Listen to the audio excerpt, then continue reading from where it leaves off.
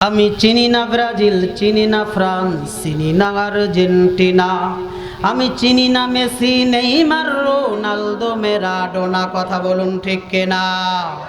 আমি চিনি না ব্রাজিল, চিনি না ফ্রান্স, চিনি না আর্জেন্টিনা, আমি চিনি না Messi, Neymar, Ronaldo, Maradona. FIFA নামের বিশ্বকাপকে আমার ভালো লাগে না, তাই তো আমি কোন দলকেই সাপোর্ট করি না। কথা বলুন ঠিক কিনা? ফিফা নামের বিশ্বকাপকেই আমার ভালো লাগে না, তাই তো আমি কোন দলকে সাপোর্ট করি না। মুসলিম হয়ে কেন সাপোর্ট করব তাদেরকে? আল্লাহ তাআলা অভিশপ্ত করেছে যাদেরকে। কথা বলুন ঠিক কিনা? যে আল্লাহ যাদেরকে অভিশপ্ত করেছেন, মুসলমানের বাচ্চা কখনো তাদেরকে সাপোর্ট করতে পারে? তুমি মুসলিম হয়ে করো সাপোর্ট, তারপরেও তাদেরকে। আসলে তুমি মুসলিম নয়, বড় যে বেঈমান, তাহার কারণ তোমার বন্ধু ইহুদি খ্রিস্টান।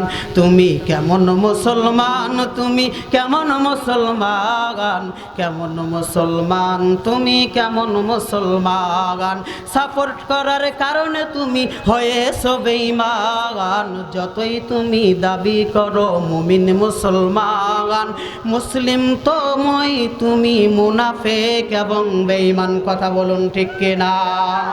এ মুসলমান, আল্লাহর গোলাম, আপনি এবং আমি যদি নিজেকে মুসলিম হিসেবে দাবি করি, দাবি করবার পরে যারা আল্লাহর নামের ধ্বনি জোরে দিতে নিষেধ করে, যারা আমার রাসূলকে নিয়ে ব্যঙ্গাত্মক করে, তাদেরকে সাপোর্ট করবার পরে যদি নিজেকে যতই চিল্লায়া মুমিন মুসলমান বলে দাবি করি, না রে ভাই, না, এইভাবে দাবি করলেই মুসলমান হওয়া যায় না।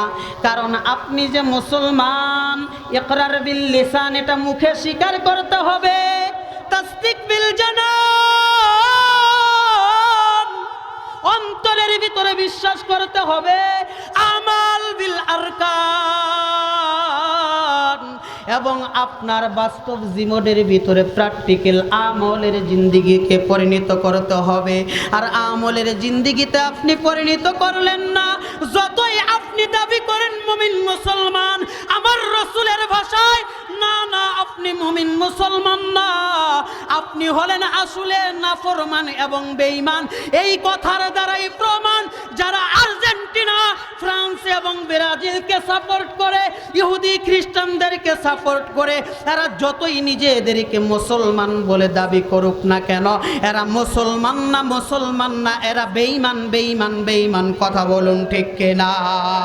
মুসলমান কখনো এই বেঈমানদের সাথে সম্পর্ক রাখতে পারে? কেন পারে না? আমার আল্লাহ নিজে কুরআনুল কারিমে করেন ঘোষণা, মিনাল্লাযীনা ফাররাকু দীনাহুম ওয়া কানু শিয়াআন কুল্লু হিজবিন বিমা লাদাইহিম ফারিহুন। ও হে মুমিন মুসলমান, তোমরা তাদের সাথে ওঠা বসা চলা ফেরা খানা দানা কোনো কিছু করবে না যারা দিনের ভিতরে ফাটল এবং ফারাক সৃষ্টি করে।